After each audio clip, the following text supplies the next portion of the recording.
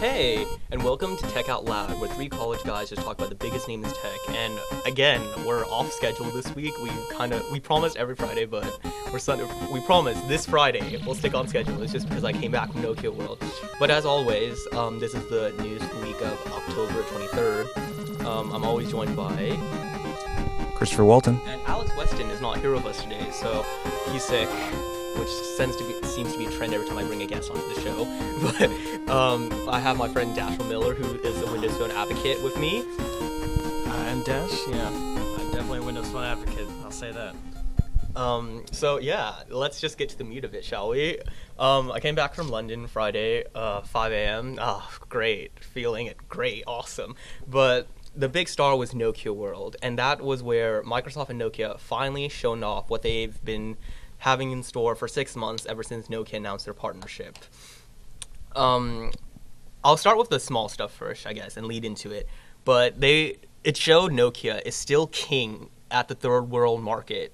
They released 4 phones that they call the Asha line, which means hope in Hindi, and they talked about how these phones are connect the next billion of people to the internet. So these phones are going to be marketed to India, and I think for what they're worth, they're really good. Their price points are 80 to 130 is the most expensive one, unlocked.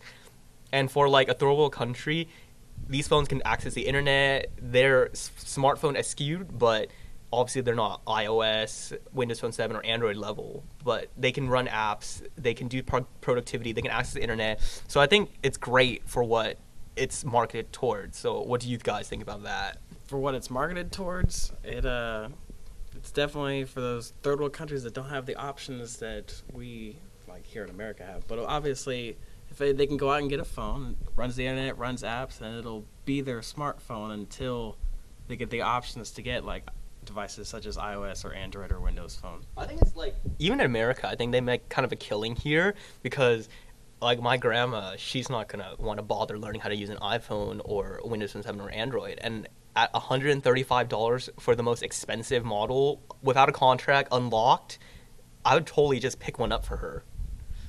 Well, I know, I think a lot of people in third world countries have Blackberries. Yeah, Blackberries are there, but I think this just raised the bar because Blackberries are still pretty pricey over there. They're like $200 unlocked. True, but it's still like the main means of communication over in third world countries. For they have cheap plans where you can just use for texting and BlackBerry messaging. And to have now with Nokia bringing these new lines of smartphones in that are accessible for all types of price ranges, I think that's a pretty good idea. Yeah, definitely. These things are going to sell like hotcakes. And I've almost forgot because Nokia almost has no presence in the US, but you have to remember that Nokia owns 60% of the market overseas in Europe, Asia, and the lower end market. So it was interesting to see people like talk about how exciting this is. Like, we live in a bubble in America where we don't see that, but it's cool to see that these phones do have a market and Nokia still owns that realm. But on the realm they don't own is the smartphone market. I didn't go to Nokia World last year, but I was talking to a lot of the journalists there this year, and last year they were still pushing Symbian already, and I think the biggest attraction last year was the N8, which was already dead in the water by the time it came out, and everybody was just so depressed last year. But this year, there was such a buzz about it. It's like Nokia's back, everybody's happy and excited because Nokia partnered with Microsoft to put Windows Phone. And I want to talk about these 2 phones. They're called the Lumia series. There are 2 phones, the Lumia 710 and the Lumia 800. The 710 is for like the low-end market. It ranges, they both have a 3.7-inch screen, but obviously the degrees of how expensive that screen is differs between the 2 devices. And the 800 has an 8-megapixel camera, the 710 has a 5-megapixel camera, but the 710 obviously is super cheaper. It's €270 unlocked. And for a phone that can run a really stable operating system, that's a really good deal, I think, if it wasn't so ugly, in my opinion.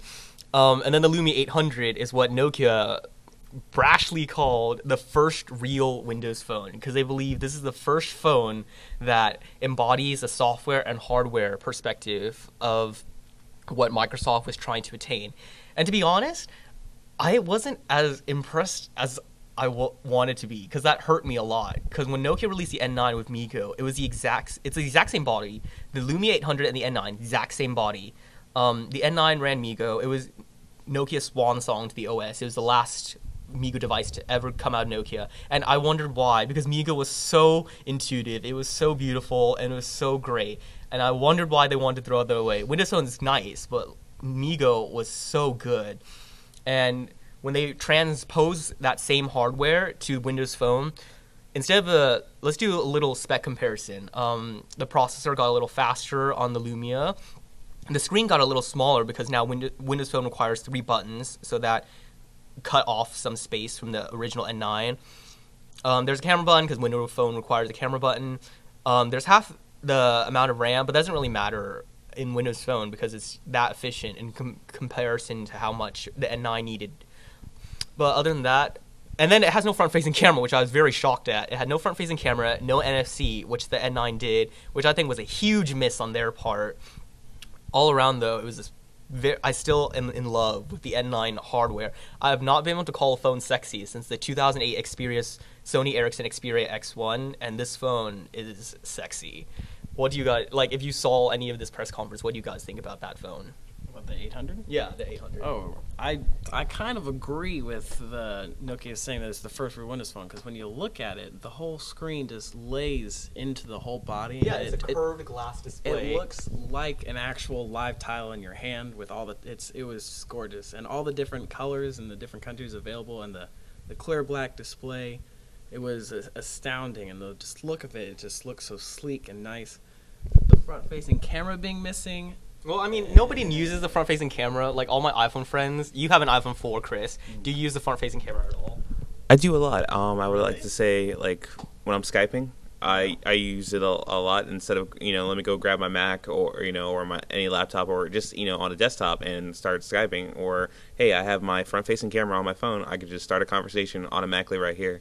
And I do use FaceTime with a lot of the guys that I work with. They, it's kind of like the UCF provides like a access to Wi-Fi to everybody. So it's kind of like, the big feature about FaceTime is like you have to be on Wi-Fi. And for UCF to supply that Wi-Fi, you could just jump on and have a video conference anytime where you want. And I think that's pretty cool. Because like all my iPhone 4 friends, besides you, I guess, they use FaceTime like when they first got the phone because they had that gadget fever. But then after that wore off, I've never seen them use. Like, maybe the girls I see with iPhone 4s will use it to check their hair, their makeup, whatever. But I never really see people just sitting there in a coffee shop or sitting somewhere just talking to their phone. True. I mean, people had to get used to talking to their computer when they were when Skype and a lot of the other video chatting services were out there for Cisco for doing online conference calls and stuff like that. You look at that transition from people getting used to talking to their computer to being able to talk to their phone soon, and I think that's only a matter of time. Also, I noticed that the Nokia Lumia 710 series, do you think this is like the brick phone of the smartphone world? I know Nokia used to provide like when I had my first phone, it was a Nokia. It was a brick. Yeah, it was blue, and I feel like the Lumia 710 looks kind of like a brick phone, but it's like a more smartphone base instead of a full feature phone as a lot of these companies have. The pictures don't do it justice. It's a lot thinner than what the pictures look like. It has these interchangeable back covers, so like it'll come with like the white back or black back, depending. The phone comes in white or black, depending on what you get, and then you can buy different covers for it. So you can have like a yellow battery back, a blue battery back to match the tiles on Windows Phone. But in all honesty, I thought it was really forgettable. It was just the hardware. It looked crap. It was plastic. It felt cheap. Like you said, it was basically the brick phone of the Windows Phone generation. But it might spark some interest because I know I'm a culprit of it. Pressing those capacitive buttons and having actual physical buttons on the device will make it just a little bit easier to use. Those physical buttons are so hard to press. Like, you really need to. Well, it's better than accidentally pressing a capacitive button when you're in the middle of something important. Yeah, I guess. But because I mean, there's been times I've gotten into a heated Angry Birds game and I've hit that home button and I've popped out.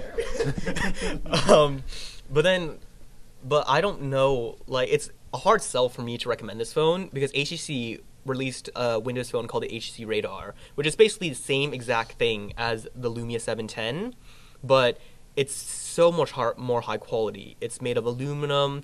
It's unibody. It just feels awesome in the hand. And HTC is very aggressive about its marketing and its pricing. So it'll be about the same exact price in Europe as the Lumia 710, and I cannot recommend the 710 over like the Radar.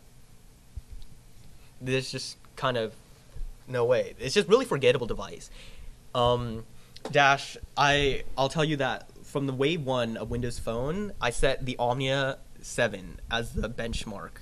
I thought the Omnia 7 was the best Windows Phone of Wave 1, and I'd like to see what you think. Do you, judging on my perspective that the Omnia 7 was the best, do you think the 800 can supersede that? Do I think the 800 can succeed that? The Omnia 7 was definitely a good phone. Unfortunately, I never got my hands on it because it was in Europe. Yeah, the only nice-looking phone never came to America. I know, but I think the 800 just might trump it. Really? Just might trump it. Because I'm a very hard cut corner person, and even though the 800 is rounded, there is that hard machine cut on it. So I really do like that. But there was something about the Omnia 7 that just screamed, I'm going to buy one for my mom, just because they're so cheap now. I'm definitely picking up an Omnia 7. I don't care if it works in the US or not. I'm picking one up.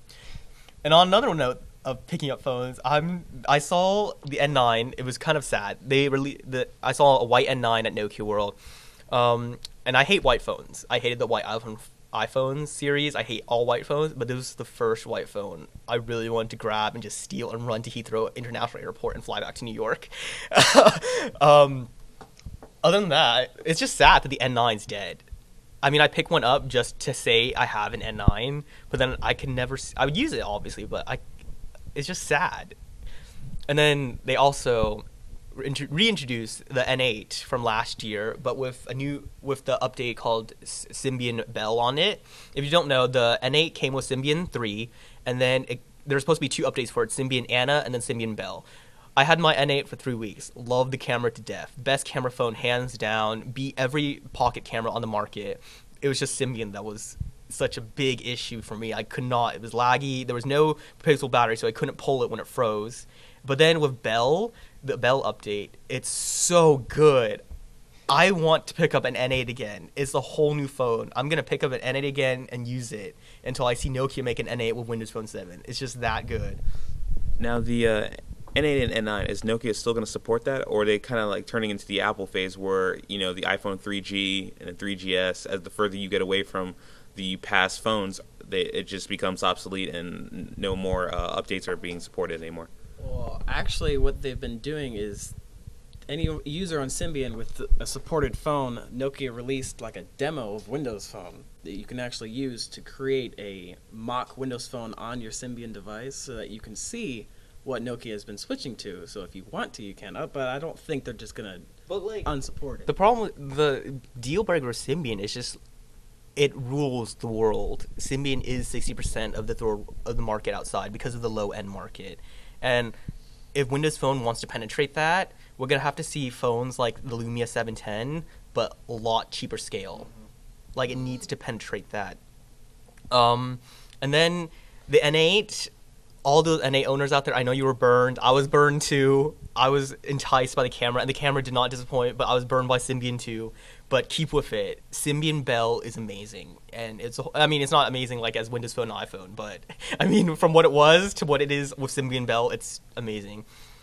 Other than that, Nokia World was just a buzz. Like, everybody was excited. Kevin Shields was on stage shouting the word awesome super loud at the top of his lungs every 5 seconds. And I think these phones will be great if they ever come to America, which they need to. And I asked some of the PR people, like, I wanted to be upfront with them. I said, well, Nokia and Microsoft used to be the pinnacle of everything. Microsoft was everywhere. Nokia was the phone to get back in the day. And all of a sudden, with the introduction of competition, they dropped. Nokia is inexistent in America. Microsoft is still carrying on the stigma of Windows Mobile that they're trying to get over. And I asked them directly, I'm like, how are you going to try to convince the American users to pick up these Nokia phones and try them out when everybody assimilates Nokia with brick phones and everybody assimilates Microsoft Windows Phone with the terrible Windows Mobile?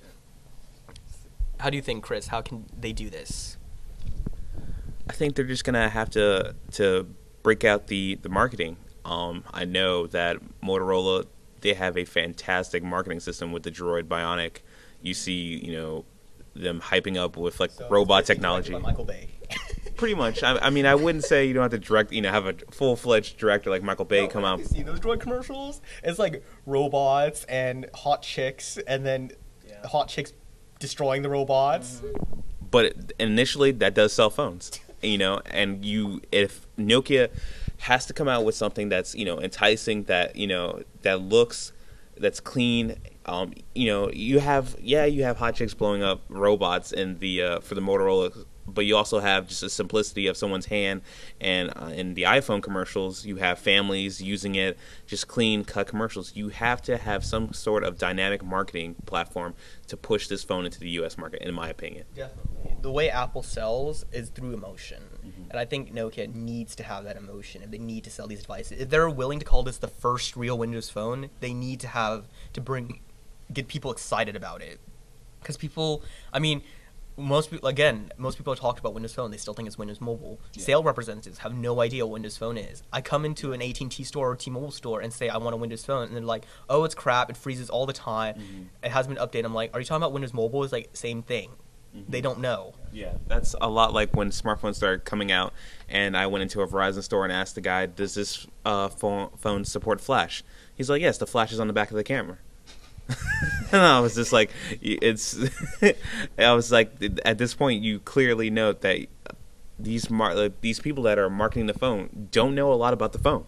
Yeah, definitely. That's their biggest issue. They need to get carrier penetration, and they need to get these carriers on board. And one other thing I asked Nokia PR was like, well, no, I didn't ask them directly, but I was standing when a journalist asked them, was, how carriers in the U.S., they like to kind of imprint their version of their phone.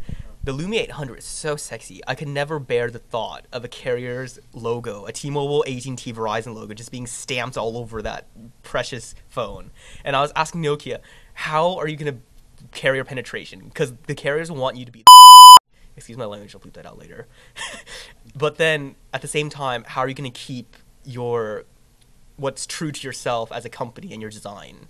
And Nokia's like, well, we're going to make sure that all the experiences are consistent, and the design will show what it is. So that gives me hope a little. I mean, and it also, HTC has beautiful phones, yet they, the simple 3 letters are still you're able to hide it on the back. It's not broad and taking up like the Samsung or the Verizon check mark, or the AT&T Death Star that you have on your phone. HTC has a simple and just elegant way of labeling their phones, and I feel that Nokia, when they do come over into the U.S. and start penetrating that market, they will find a carrier that will understand what they're going through and want to create a amazing phone without having this huge label on it. Yeah, that's true. And I really do believe they can do it, just for the fact that, think about it, a couple years ago, Samsung was the stigma. Everybody did not want a Samsung a couple years ago. You heard the name Samsung, you're like, oh, appliances? Wait, they make electronics too? I'm not going to get a Samsung TV or phone. And now everybody's rushing to get a Samsung Galaxy S2. Oh, yeah. Galaxy S2 is the big hit on the market right now for Android. Yeah, they definitely hit 3 different carriers. Although I find the Sprint's name for their Galaxy S2 rather long. Well, yeah, I don't want... I really didn't like the Lumia name, because even though it means light and finish, it also means prostitute in Spanish. Yes. So I don't know how they're going to market that to Spanish markets. And I don't know if the carriers are going to change that name either. So, I mean, these people need help. Do you think when it hits the U.S. they'll call it the C-Ray? No, definitely not. No. Because they're going to call it they're going to put an adjective on it and call it something stupid like the Samsung Fascinate /Vibrant /Captivate. See, now we have Nokia breaking into the phone market, coming out with a great smartphone now. They're coming out with a great operating system.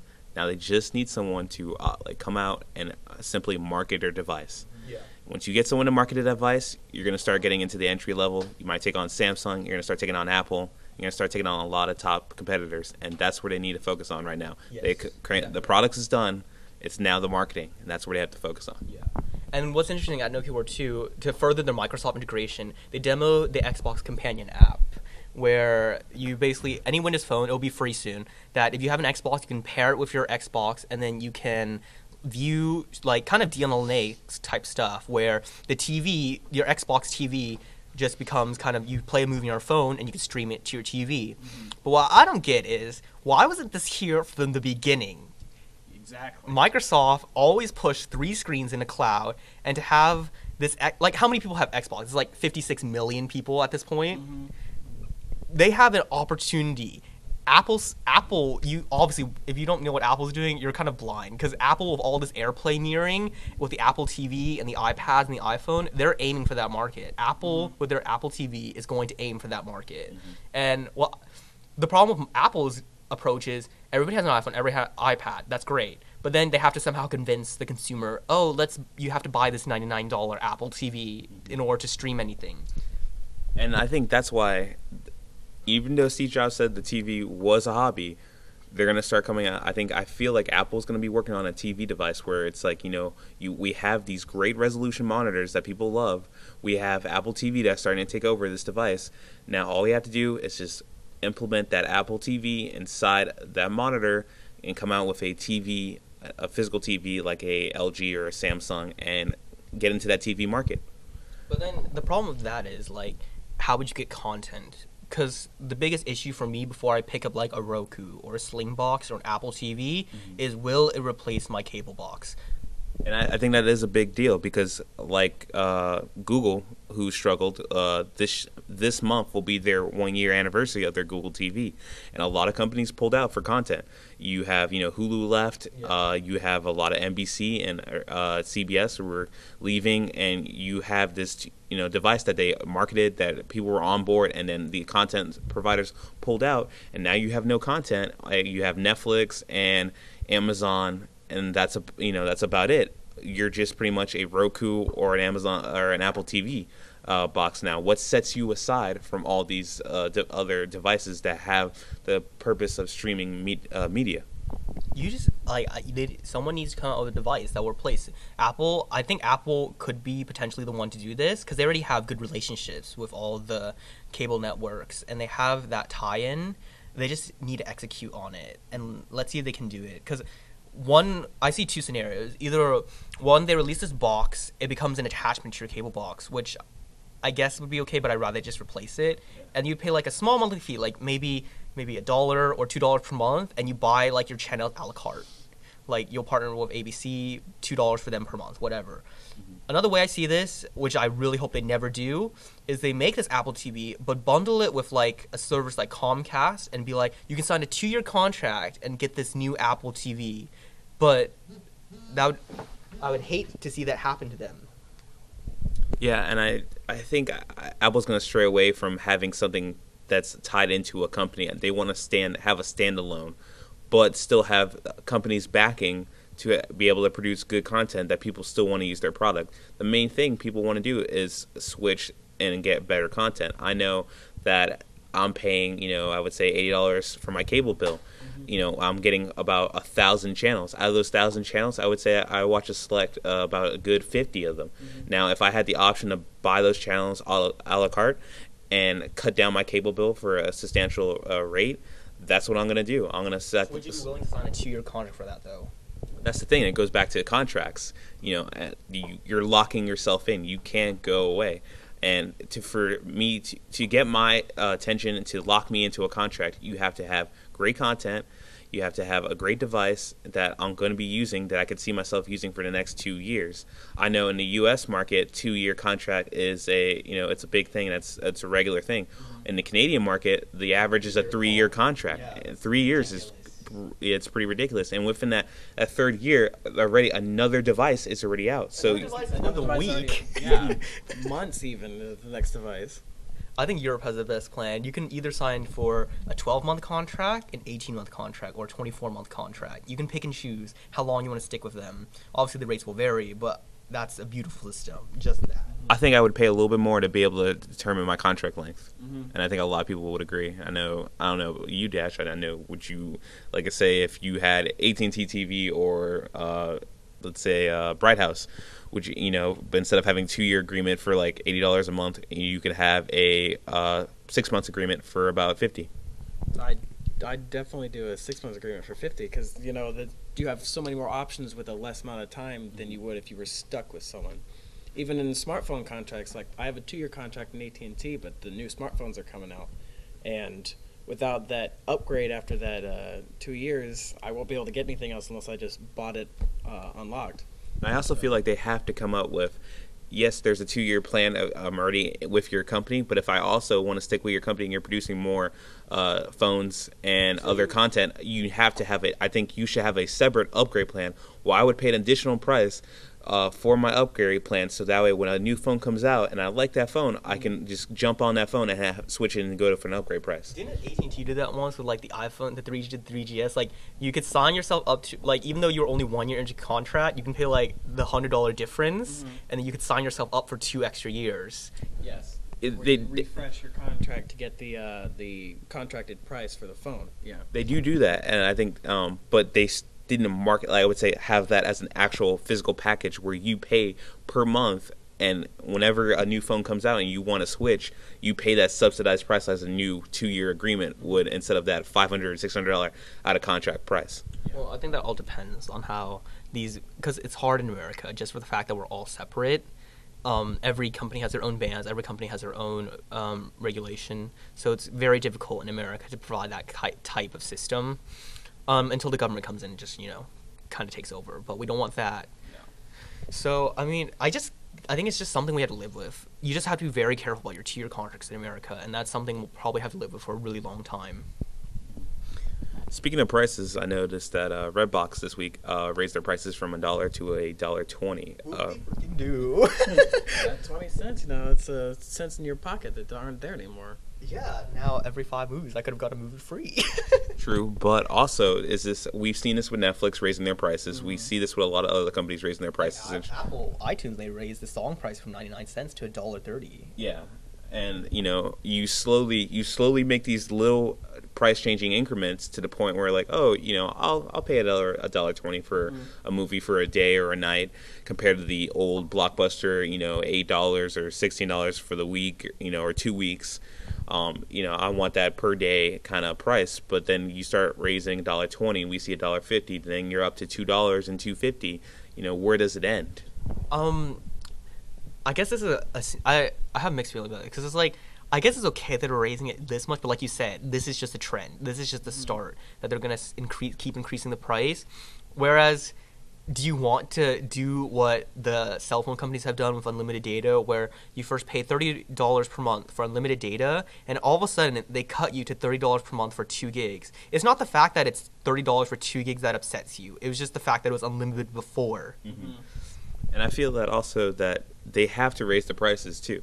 That these movie companies are coming out, and for them to provide better content, they're asking more money out of Redbox and Netflix, and that's why they have to do this price hikes for these companies, for their customers. Netflix just screwed up. They try to spin off the DVD business as their own sector, but they failed. They took it back. Yeah, and they failed, and they took it back. Yeah. But still, I think a lot of people want better content. I know Netflix and Redbox have this agreement with the movie companies that they have to wait 30 days for a new release. Now, let's say I would pay I would say I pay $2, extra at a Redbox if I can get a brand new movie that just came out. Also, let me say, instead of 30 days, maybe 15 or 10. I would pay that extra price. Because I know going to the movies is getting pretty pricey. I have my cousin has he has his 2 sisters and a brother, and as the parents. So you have 4 children and your 2 parents. You're already at a $70 night just getting into the movies. That's not even including popcorn or any snacks. Yeah, that's ridiculous.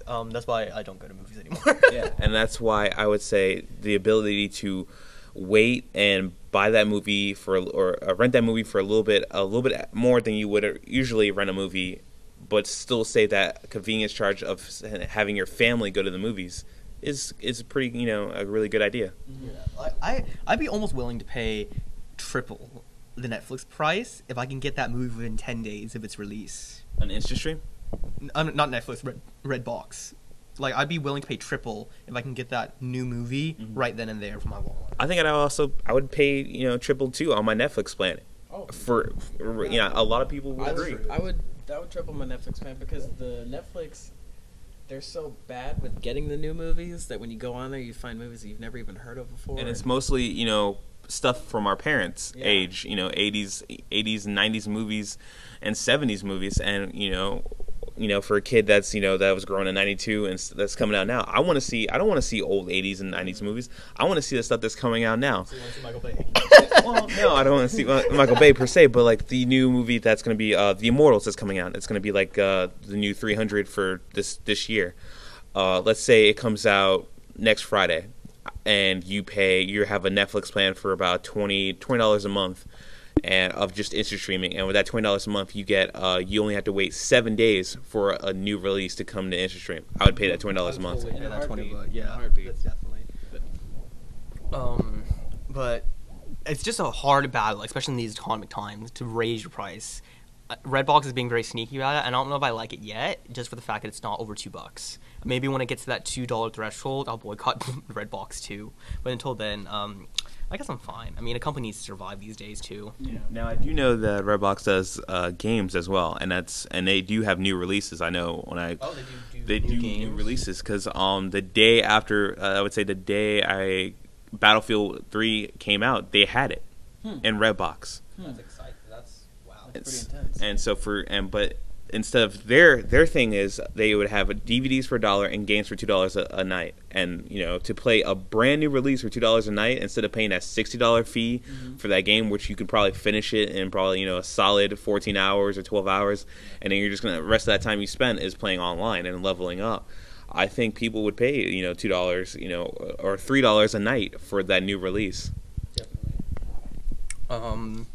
But I hate to go back to phone news, but there's this company, I heard 10 years ago, there was this company called Ericsson. They made a deal with Sony, and then they started producing these phones. I don't know if you heard them. They're called Sony Ericsson phones. And all of a sudden, Sony came along and bought all the shares in their Sony Ericsson partnership, and now they're just called Sony phones. Yeah. So I remember those Sony Ericsson phones. They were before my smartphone. My smartphone for my. The sexiest phone alive, the Xperia X1. I don't know. They were cheap plastic phones that broke. The old music phones. Yeah, the old music phones. Yeah, the Walkman is dead. The Walkman is dead. I was like, I really don't want a Sony Walkman phone. I mean, I had I think it was a Samsung slider phone, and I love that phone before the full. Have you seen the Xperia X1? Did not. Let me look it up. Keep talking. But that's the thing. Their Ericsson line was cheap plastic phones, and that's pretty much what it felt like. Yeah, and if I'm paying a good price for a phone, I don't want to have a cheap plastic phone that's going to break within a week or two of using. And it looks like a solid phone, the Sony Ericsson. Yeah, it does. Or the Sony, is that Sony Ericsson or Xperia? Yeah, the Sony Ericsson Xperia X1. That was the sexiest phone, in my opinion, of all time. I've never found a phone since 2008 that looked remotely close to this level of sexiness. It is a bright, pretty bright. Looks like, is it stainless steel? Yeah, it's aluminum. And it wasn't doing too good with the reception, and the keyboard had a lot of issues with build quality. But you know what? I bought one just to look at it. So yeah, I mean, at the end, it's all how that phone feels in your opinion, and how do you like the interface and how it makes calls and sends text. Windows Mobile, that told you anything. I can tell by looking at it, it looked like Windows Mobile. And that's when I slowly back away from that phone. But that was like, it's so hard. I just want to go up to Sony HQ and be like, because the Xperia X1 was sexy. The Xperia X2 to me was not as sexy. But then they released this whole crap of Xperia lines. Of Xperia X10, Xperia X7, Xperia X8, and it was just all plastic phones. Xperia Play. Yeah, and the Xperia Play, which PlayStation Certified, whatever that means. Yeah, I don't. And I thought the arc looked pretty nice, but I want them to go back to that old magnolium alloy and that old aluminum style of making. And I know we're talking about phones again, but this is a mobile world, so. I mean, since we're on the phone, bringing back to the phones, I would say I want to talk about Apple's purchase with the C3 company for their new mapping. But that makes no sense because Apple doesn't own Maps. They piggyback off Google services. True, but each individual app Apple has that comes with the phone, they strive to make that app better. Yeah. Whether it was the Notes with the new reminders. Do you think this is gonna finally bring turn by turn to Apple? I mean, I hope so. I'd know that you have the option through the Apple Store to buy Garmin or but those apps are like $60 a pop. $60-$70 phone apps, and why should I pay that price where my phone should be able to keep up with the Google Street View and their turn-by-turn directions that every other phone has? Well, I think it's Google is like, I think this is how companies do it. Like Apple clearly does this. Like, you know how iTunes is just crap on a PC, but it works flawlessly on a Mac? Mm-hmm. I think companies should do that. Like Microsoft, for some reason, they're not bringing Zune to the Mac. I think they should. They should bring Zune to the iPhone, Android, and Mac and be like, hey, this is a service, get addicted to it, and if you want the best experience, it's on the Windows Phone. Mm-hmm. See, but then you're crossing the lines of advertising on that product's phone and trying to sway people to leave that Isn't phone. that the point? Like, on a Microsoft perspective, wouldn't you want people to leave the iPhone to come experience the Zune experience on Windows Phone since it's the best? Apple would never let that happen. Why wouldn't they? I mean, as long as you're a registered developer. I mean, I would see, but also Apple had tons of problems with Google advertising with Google Phone, and they pulled that app off the market because they didn't want the accessibility to be able to use voice over IP. But over in the Google, if you have the Android phone, you have a strive of different apps that you can use that Apple didn't let you have. I guess that's kind of true, but it's also kind of a developer thing. Like Google doesn't want to like develop like a good Google Plus app for the iPhone, especially if the best Google Plus app is on Android. They want that to be kind of a selling feature. Mm-hmm. Same thing with Apple. I hope in the future, but I know that somewhere in my heart they'll never do it, is make a good iTunes app for the PC, because they will be like, oh, well, millions of people have iPods. They have to use iTunes. I don't know, the meeting went down like, oh, let's make this iTunes crap on the PC, so they want to switch to a Mac where it's a great experience, but who knows? Oh, and did you hear? HP finally grew brains, and Meg Whitman stated there was if you guys didn't know, there was a rumor, not a rumor, there was a calling where HP had until the end of this month to decide if they wanted to sell off their PC business. The part of HP that makes consumer laptops and PCs for companies, they had till the end of this month to decide if they wanted to sell it off. And Meg Whitman said, no, we're going to keep the thing that makes us money. Yeah, of course. And sell nothing but printers and inks. That would be... I can only imagine how this board meeting went down. Like, someone from HP got an HP printer, obviously, printed it out. Meg Whitman sitting at the desk to be like, someone print me out the top PC manufacturers in the world. Someone prints out the list on an HP printer and highlights HP at number 1, and she looks at it with a highlighter. And she's like, I guess we won't sell our business. Switching to other news that came out this week, Facebook is trying to launch a new security, I would say security kind of code or pass. Not a code, maybe more of a fail-safe. Yeah, let's go with fail-safe. And now let's say those nights where you're frustrated and you can't remember your Facebook password, and you're just, I really need to log on and post something about what happened today. Ooh, first world problems. So now Facebook is coming out with the idea where it's like, all right, have a selected group of friends that you trust, and if you can't access your password, we will send that password to your friends, and they will be able to let you know what your password was and reset. My best friend knows my Facebook login now. Exactly. But when it comes to that point, and you're logged out, and your friends get you that password, and you get back in, I hope that you would go back and change that password. That way, your friends doesn't have access to your account anymore. But hello, 99% of the people with iPhones, their password's 1111. Oh, yeah, of course. It's so if you know the person you're with, you can usually figure out their password. But the sheer fact that they're just like, oh, if you can't get your password, we're gonna send it to your friend. That just sounds really sketchy. Why wouldn't they send it back to your email where you can obviously get it? And if you can't remember your own email address's password, then you're having some serious problems. Or I know a lot of people have their parents on their Facebook. I would even feel comfortable having my parents have it. Having my password. No, and there's I love my friends and everything about that, but to have that kind of power in their hands, to have in a case of emergency, or I don't know what would Facebook. Was creepy enough. Yeah. I thought the timeline was creepy enough. I don't need my friends knowing my passwords too. They already know everything about my time. Yeah, and that's just pretty much giving free reign into your Facebook account, and that's just a little too creepy for me. And do you think this is going to take off? if it's a select feature that you can enable and disable, I think some people that do forget their password, will enable it. Other than that, I think I would just leave it disabled. But most people use Facebook on their phones anyways, and they're always logged in. Like, I think the biggest gripe is when I use someone else's phone and want to check my Facebook. They're logged into their Facebook, and I'm like, can I log out? And they're like, oh, I kind of don't remember my password. Can you not? Yeah. So, maybe those are helpful for that kind of people. But other than that, I don't see this ever taking off. But wow, this has been... How long are we at right now, Chris?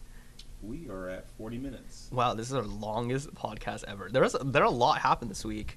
I wish there was more camera news, but I mean, I guess that comes next week because Canon is hosting an event in Hollywood, announced a Red event, they say. So I'm guessing the camera geek inside me says they're going to have a competitor to the Red cameras, which shoot 2K in the 4K format. So, I mean, we don't have any 4K projectors yet until Sony announced one, but we don't have any 4K content. So Canon, come with your sub 10,000, hopefully, camera that will allow us to record 4K video. But is there anything else we're kind of missing? I think we covered everything that went down this week in the tech world. Well, I guess that's it. If you ever need to reach us, we're at Tech Out Loud on Twitter. I think. Yeah.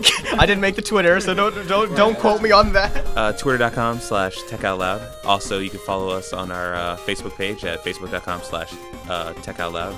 Yeah, and then we'll always archive all our past podcasts on our YouTube at TOL Podcast.